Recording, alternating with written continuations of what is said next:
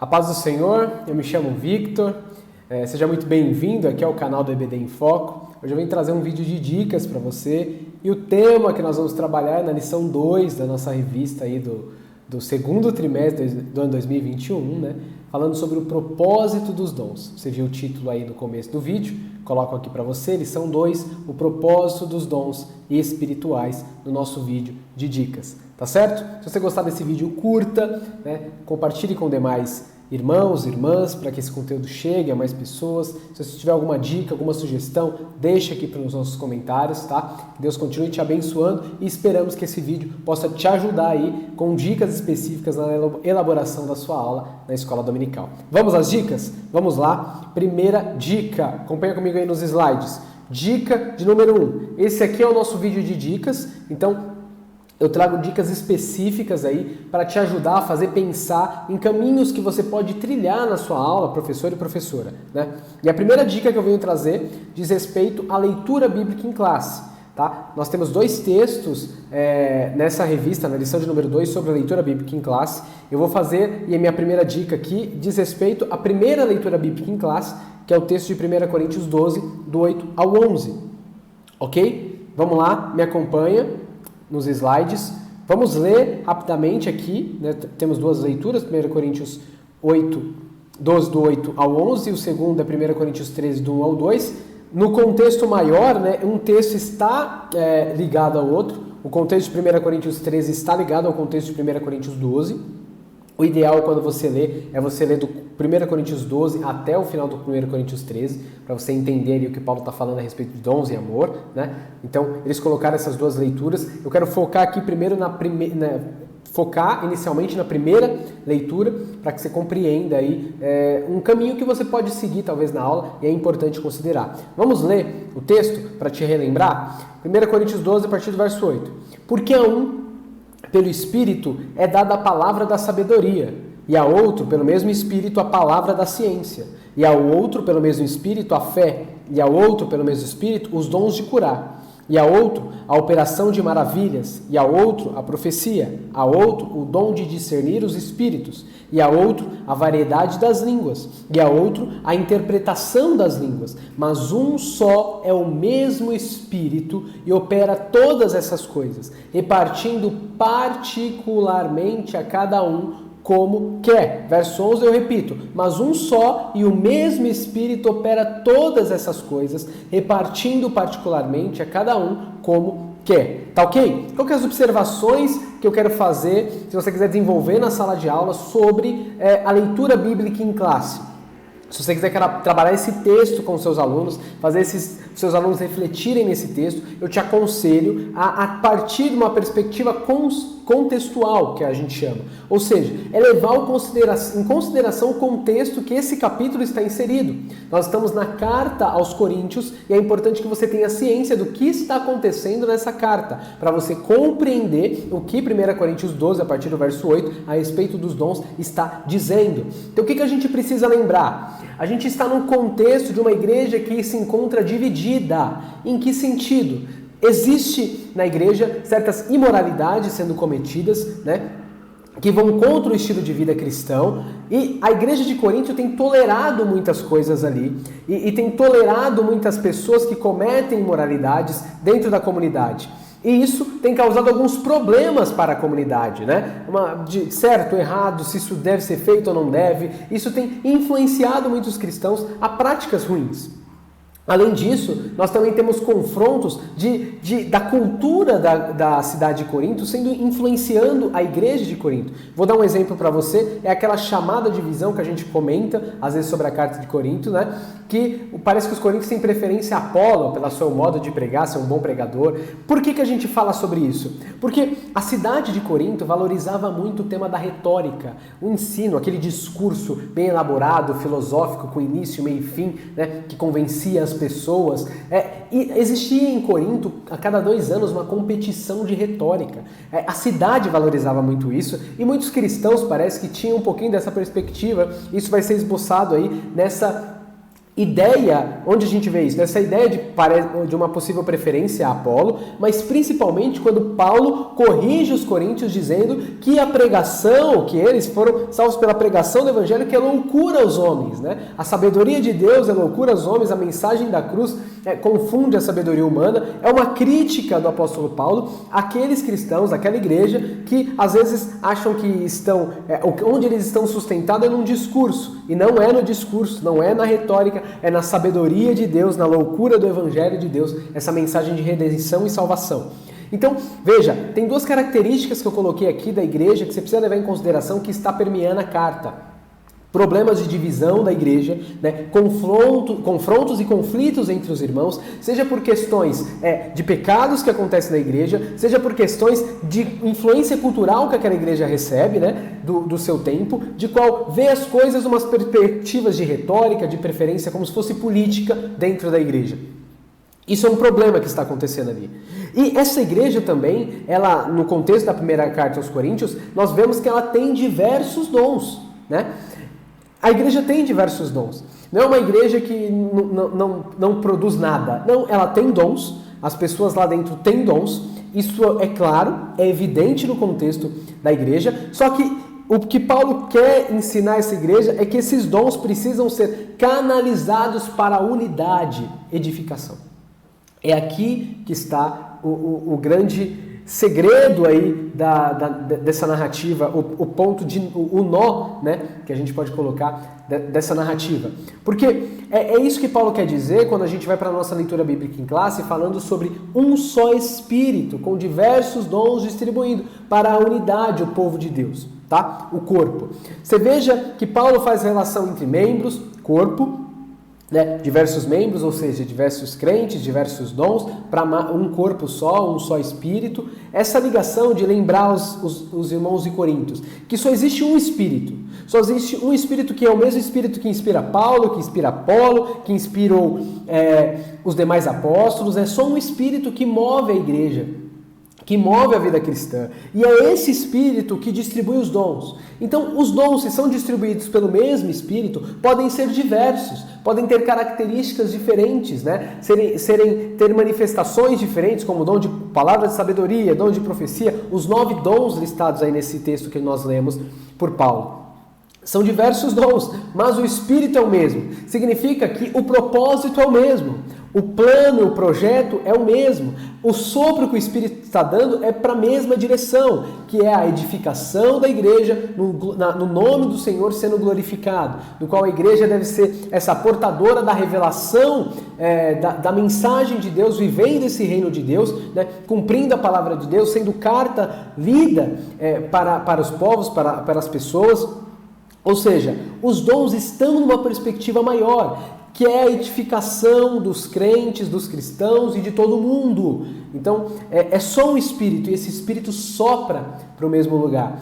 Então, se os coríntios estão vendo diferentes dons sendo estabelecidos, isso não significa que existem pessoas melhores, dons piores, não. O Espírito dá a cada um como quer, mas é o mesmo Espírito que está soprando. Isso significa que as divisões da igreja de Corinto, dons, e falar do mesmo Espírito, né? Esse dito de Paulo nessa primeira carta que nós estamos lendo, e como nessa primeira dica, vai nos fazer pensar o seguinte: divisão pode ter divisão na igreja e ter dons. Pode ter pecados acontecendo no meio da igreja e dons serem estabelecidos no meio da igreja, pessoas terem dons, né? Aqueles crentes, os fiéis que permanecem ali, mesmo com problemas dentro da comunidade. Mas todos os dons, tudo que a comunidade pode produzir, tudo deve ser levado e canalizado para a edificação de todos os crentes, levando a unidade do Espírito, que é um Espírito só que sopra, e todos devem ser soprados por esse Espírito, com essa perspectiva do dom para o mesmo propósito, que é essa revelação da graça de Deus se estabelecendo na vida da igreja e na vida de todo mundo, né? O Espírito soprando a igreja para todos os povos, é nessa perspectiva que eu estou dizendo. Todo mundo no sentido do Senhor soprando a igreja, soprando os cristãos para anunciar o Evangelho a todos os povos, a todo mundo. Ou seja, é só um espírito. Esse é o ponto que você quiser trabalhar a leitura bíblica em classe, você pode desenvolver essa questão e lembrar os irmãos do contexto da carta, o que está acontecendo na igreja de Corinto e a resposta de Paulo para essa questão. Ei, eu sei que vocês têm dons, mas tem uma coisa que esses dons precisam estar num panorama correto, na edificação, na unidade do povo, na unidade da igreja. Esses dons precisam edificar vocês, não dividir vocês, não separar vocês, não tolerar práticas imorais, não, mas edificar vocês, unir vocês. Então deve ser utilizado o dom para isso. Essa é a perspectiva aí que a gente pode falar dessa primeira dica. Vamos à segunda dica. Qual que é a segunda dica? Eu já trago para você a dica de livro. Sempre nas dicas aqui eu sugiro um livro para você. E esse livro eu já sugeri em outras oportunidades e vou sugerir novamente porque ele se adequa muito bem a essa lição, tá?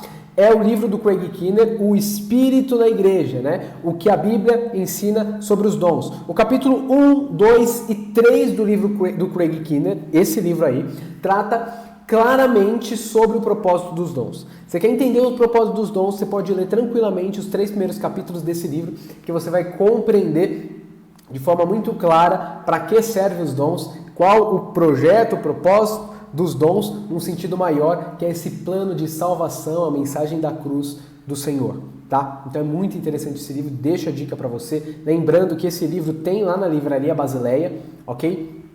Você que não conhece, né? Aqui na descrição do vídeo tem o link para esse livro, te direcionando lá para o site da Livraria Basileia. A Livraria Basileia disponibilizou para a gente um cupom, que é EBD10, né? Então, eu lembro que trimestre passado eu indiquei 12 livros para vocês, né? 13 livros, 13 lições no trimestre passado. E esse trimestre, agora eu estou indicando o livro, e os livros que eu indico que tiver na Livraria Basileia, eu sempre vou lembrar vocês que tem lá, que se você quiser comprar, você pode usar esse cupom que ganha 10% de desconto, tá? O objetivo é esse, é ajudar você, se tiver interesse de consultar esse livro e ter esse livro, tá bom? Vamos à dica de número 3? Dica de número 3, não perca o foco do objetivo geral da lição.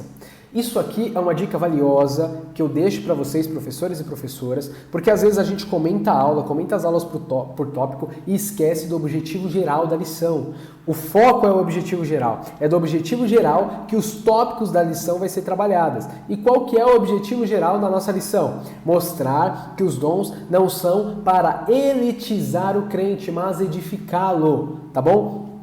Esse é o foco, o objetivo geral da lição. E isso, se você quiser trabalhar isso, enfatizar isso, você pode tratar uma perspectiva cristã muito importante, que o cristianismo está no contexto do serviço.